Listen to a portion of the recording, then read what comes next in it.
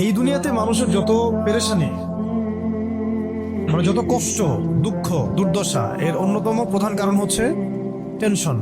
কিসের টেনশন?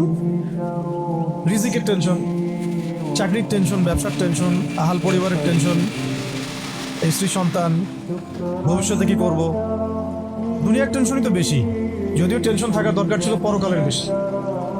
দুনিয়ার টেনশন এবং পরকালের টেনশন সব দূর হয়ে যাবে যদি কেউ বেশি বেশি দরুদ পাঠ করে।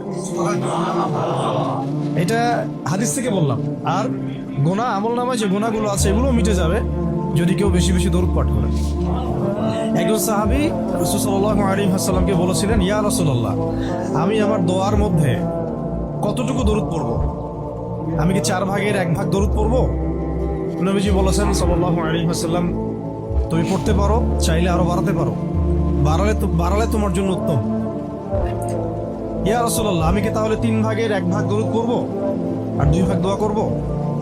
নবীজি বললেন, করতে পারো, বাড়ালে তোমার জন্য উত্তম। ইয়া রাসূলুল্লাহ, আমি কি তাহলে অর্ধেক দরুদ পড়ব আর অর্ধেক দোয়া করব? নবীজি বলছেন, বাড়ালে উত্তম, চাইলে করতে পারো।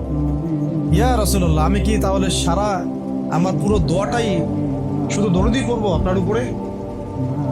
তখন নবী সাল্লাল্লাহু আলাইহি ওয়াসাল্লাম বললেন, যদি তুমি এটা করতে পারো তাহলে তোমার কোনো গুনাহও থাকবে না, কোনো দুশ্চিন্তাও থাকবে না।